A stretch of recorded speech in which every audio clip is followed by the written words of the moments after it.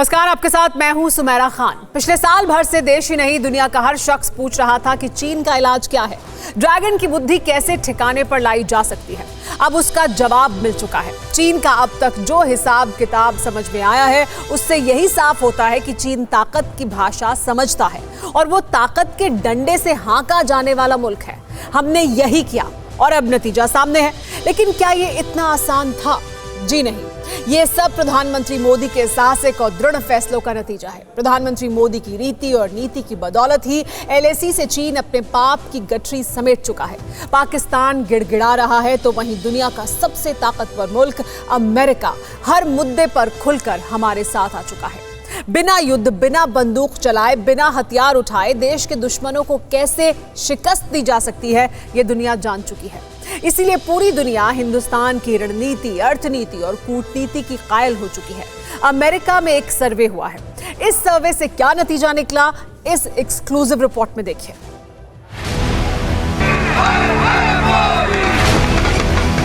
मैं नरेंद्र दामोदर दास मोदी ईश्वर की शपथ लेता हूं कि प्रधानमंत्री के रूप में अपने कर्तव्यों का श्रद्धापूर्वक निर्वहन करूंगा। ताकत है, काबिलियत है और सबसे बड़ी हिम्मत है। चीन जैसा जमीन खोर मुल्क घुटनों पर आया, पाकिस्तान जैसे मक्कार को सबक सिखाया। मैं आतंकी संगठनों को और उनके सरपरस्तों को कहना चाहता हूं कि वे बहुत बड़ी गलती कर चुके हैं। बहुत बड़ी कीमत उनको चुकानी पड़ेगी। अभी तो सूरज उगा है। उम्मीदों का सवेरा लेकर आए सूरज ने इशारा दे दिया है कि 2021 ही नहीं, आने वाली पूरी सदी हिंदुस्तान की होगी। 130 करोड़ हिंदुस्तानियों की होगी। दुनिया जान चुकी है, ये सच्चाई मान चुकी है कि प्रधानमंत्री मोदी जैसा कोई नहीं। 2021 का आगाज हुए 1.5 महीना भी नहीं हुआ है कि पूरी दुनिया प्रधानमंत्री मोदी की रीति और नीति के नतीजे का दीदार कर चुकी है। दुनिया को कोरोना वैक्सीन का कवच पहनाया, 9 महीने से तेवर दिखा रहे चीन को एलएसी पर पीछे हटाया, पाकिस्तान रहम की भीख मांगने पर आया। प्रधानमंत्री मोदी के साहसिक फैसलों से जहां देशवासियों का सिर फक्र से ऊंचा है, वहीं दुनिया के हर कोने में भारत का डंका बज रहा है। एलएसी पर चीन की हेकड़ी हवा होने के बाद 130 करोड़ हिंदुस्तानियों के साथ ही विदेशों में रह रहे लोग भी प्रधानमंत्री मोदी की कूटनीति और रणनीति के किस कदर कायल हो चुके हैं, इसे अमेरिका में हुए सबसे नए सर्वे से जाना जा सकता है। 2021 के पहले ही सर्वे से ये साफ हो गया है कि प्रधानमंत्री नरेंद्र मोदी की लोकप्रियता लगातार बढ़ रही है। आपके जहन में सवाल होगा, इससे क्या फर्क पड़ता है? तो ये जानने के लिए कुछ तस्वीरें देखनी जरूरी हैं। अमेरिका में करीब 40 लाख भारतीय रहते हैं, जिनमें से ज्यादातर का जुड़ाव अपनी मातृभूमि से है, जिनके परिवार का कोई ना कोई सदस्य भारत में रहता है। इसीलिए सवाल देश के मौजूदा हालात को लेकर ज्यादा था। मसलन सर्वे में शामिल लोगों से जब पूछा गया कि क्या भारत सही रास्ते पर है, तो 36% ने हामी भरी, जबकि 39% लोगों ने नहीं कहा। 25% लोगों ने इस पर कोई भी राय नहीं दी। 2014 में प्रधानमंत्री बनने के बाद नरेंद्र मोदी कई बार अमेरिकी दौरे पर गए हैं। सितंबर 2014 में न्यूयॉर्क के मेडिसन स्क्वायर गार्डन से लेकर ह्यूस्टन के हाउडी मोदी में दुनिया सबसे बड़े लोकतंत्र के प्रधान की पावर से रूबरू हुई थी। सवाल यह है कि क्या अब भी अमेरिका में प्रधानमंत्री मोदी उतने ही लोकप्रिय हैं? सर्वे में अगला सवाल था कि प्रधानमंत्री मोदी का काम कैसा है। जवाब में 35% लोगों ने प्रधानमंत्री मोदी के काम को बहुत अच्छा बताया, 13% ने अच्छा बताया, जबकि 22% ने बहुत खराब बताते हुए अपनी राय दी। यानी करीब 48% लोग प्रधानमंत्री मोदी के काम से पूरी तरह इत्तेफाक रखते हैं। इतना ही नहीं, प्रधानमंत्री मोदी के साथ ही अमेरिका में बीजेपी की पैठ भी बढ़ी है। सर्वे में जब पूछा गया कि वो किस पार्टी का समर्थन करते हैं, तो 32% ने बीजेपी का नाम लिया, जबकि सिर्फ 12% ने कांग्रेस को समर्थन दिया। चौंकाने वाली बात यह भी है कि 40% लोगों ने कहा कि वो भारत के किसी राजनीतिक पार्टी को नहीं जानते। यानी अमेरिका में भारतीय राजनीतिक दलों में बीजेपी सबसे ज्यादा लोकप्रिय है। ये सर्वे अमेरिका में रह रहे भारतीयों के बीच किया गया। 1200 से ज्यादा भारतीयों के बीच राय ली गई प्रधानमंत्री नरेंद्र मोदी के बारे में भी और उनकी सरकार की नीतियों के बारे में भी। जवाब क्या थे वो भी जानिए। लद्दाख में 9 महीने तक चीन ताव दिखाता रहा, तेवर दिखाता रहा, 1000 बार फर्जी ताकत का दम दिखाया, गीदड़ भपकियां दी, जंग की तैयारी का तमाशा दिखाया। यानी विस्तारवादी सोच को आयाम देने की हर साजिश की, लेकिन कोई मंसूबा काम न आया। आखिर में जिनपिंग के शागिर्दों को बेआबरू होकर अपने पाप की गठरी उठाते हुए लौटना ही पड़ा। अब सोचिए, LAC से चीन की वापसी कैसे हुई? चीन को कैसे वापस लौटना पड़ा? चीन को सबक सिखाना आसान था? बिल्कुल नहीं था। अगर प्रधानमंत्री मोदी जैसा साहसिक फैसले लेने वाला देश का प्रधान न होता तो शायद ही चीन को अपनी हैसियत पता चल पाती। इसे ऐसे समझिए, क्या चीन से जंग हुई? जवाब है नहीं। क्या सरहद पर बारूद बरसा? जवाब है नहीं। क्या LAC पर गोली चली? जवाब है नहीं। इतना जरूर हुआ कि चीन से लगातार बातचीत हुई। 9 दौर में 15-15 घंटे तक मशवरा हुआ, इस शर्त के साथ कि भारत अपनी 1 इंच जमीन नहीं छोड़ेगा। इसके साथ ही चीन को अर्थनीति, कूटनीति और रणनीति से शिकस्त देने की तैयारियां चलती रहीं। दुनिया हिंदुस्तान के साथ थी और है, इसीलिए माओ के वारिसों ने सरहद से लौटना ही मुनासिब समझा। पिछले 6 साल के दौरान भारत की रीति और नीति में बदलाव हुआ है। दोस्तों के साथ दोस्त बनकर बात की जाती है तो दुष्टों को उन्हीं की भाषा में जवाब दिया जाता है। दुनिया के ज्यादातर मुल्क अब भारत की ताकत को समझने लगे हैं। भारत के 130 करोड़ देशवासियों की ताकत को अमेरिका भी बखूबी समझने लगा है। यही वजह है कि 20 जनवरी को अमेरिका के राष्ट्रपति की गद्दी पर बैठने के बाद जो बाइडेन ने हिंदुस्तान को अपना सबसे करीबी और रणनीतिक सहयोगी बताया। 8 फरवरी को प्रधानमंत्री मोदी और अमेरिका के राष्ट्रपति जो बाइडेन के बीच फोन पर बात हुई।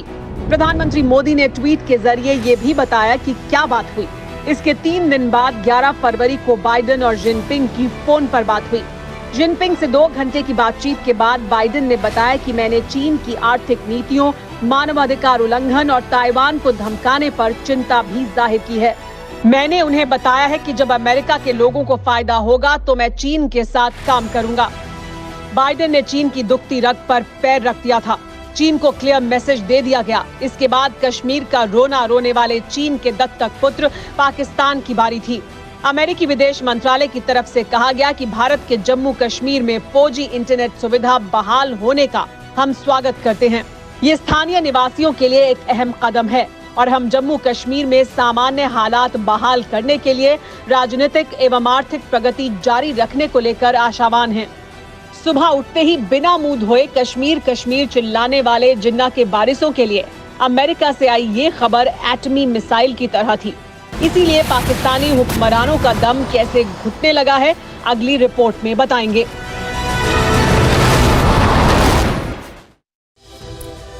मौजूदा वक्त में दुनिया में इंसानियत के दुश्मन के तौर पर 3 देश गिने जाते हैं। दहशतगर्द मुल्क पाकिस्तान, उसका नया आका तुर्की और दोनों का मालिक चीन। इन तीनों देशों की करतूतें मानवता के लिए बड़ा खतरा साबित होती रही हैं। इस बीच इन तीनों नापाक देशों की एक और खौफनाक साजिश की जानकारी मिली है। चीन के बाद अब तुर्की की फौज पाकिस्तान पहुंची है। साजिश क्या है वो आप इस रिपोर्ट में देखिए। बाजवा के बुजदिलों के साथ अर्दोआन के जमूरों की ये उछल कूद बड़ी साजिश का इशारा कर रही है। तस्वीरें खैबर पख्तूनख्वा में पाकिस्तान की स्पेशल फोर्सेस के हेडक्वार्टर तरबेला की हैं, जहां तुर्की की फौज पहुंची हुई है। यूं तो तुर्की की फौज का पाकिस्तान आने का मकसद ज्वाइंट मिलिट्री एक्सरसाइज बताया जा रहा है, लेकिन क्या वाकई ऐसा है? पाकिस्तान और तुर्की की फौज की ज्वाइंट एक्सरसाइज 3 हफ्ते तक चलेगी। इसमें पाकिस्तान के सिर काटो दस्ता के नाम से जाने जाने वाले SSG कमांडो के साथ ही तुर्की की स्पेशल फोर्स हिस्सा ले रही है। दावा किया जा रहा है कि तुर्की की फौज को बाजवा ने किसी खास मकसद के लिए पाकिस्तान बुलाया है। ये मकसद क्या है? बलूचिस्तान में बाजवा के कायरों की करतूतों के खिलाफ आक्रोश की आग सुलग रही है। हालात ये है कि पाकिस्तान की फौज बलूचिस्तान में पैर रखने से भी कांप रही है। 7 दशक से बलूचों की आजादी के आंदोलन को कुचलने के लिए जिन्ना के वारिसों ने हर साजिश आजमाई, लेकिन बलूचों ने पाकिस्तानी कायरों को उन्हीं के अंदाज में जवाब दिया। पिछले कुछ दिनों से क्वेटा से लेकर ग्वादर तक पाकिस्तान के कायरों पर जिस तरह से बारूद बरस रहा है, उससे बाजवा के होश फाख्ता हैं। इसीलिए बलूचों से निपटने के लिए अर्दवान के जमूरों को लाया गया है, लेकिन साजिश इससे भी खौफनाक है। यानी तुर्की के तिगड़मी तानाशाह और पाकिस्तान के कायर जनरल की साजिश हमारी सरहद तक हो सकती है। खास बात यह है कि अमजद अयूब ने जो बात कही, उसकी तस्दीक ग्रीस के एक अखबार ने भी की है।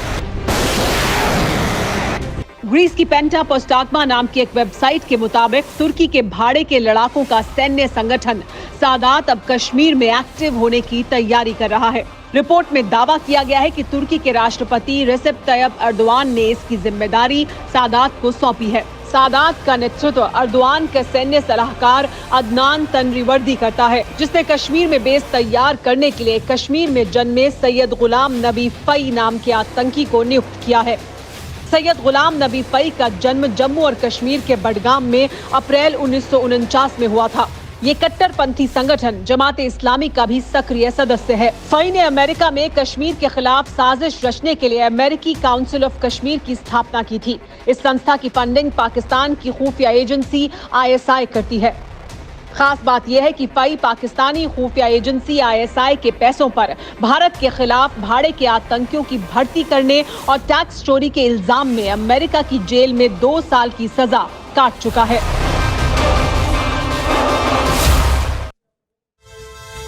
तुर्की में अब भी ज्यादातर लोग कमाल अतातुर्क की सेक्युलर सोच के समर्थक हैं, लेकिन 2003 यानी अर्दोआन के सत्ता में आने के बाद से ऐसे लोगों का वर्चस्व तेजी से खत्म हो रहा है। इसमें तुर्की के एक टीवी सीरियल अर्तुगरुल गाजी का भी बड़ा रोल रहा है। इस सीरियल को बनाने वाले मेहमत बोजदाग अर्दोआन की पार्टी से जुड़े हैं। ये सीरियल तथ्यों की बजाय इस्लामिक राष्ट्रवाद और अर्दोआन की कट्टर सोच और सियासत की जमीन तैयार करने के लिए बनाया गया। पाकिस्तान में भी ये सीरियल दिखाया जाता है।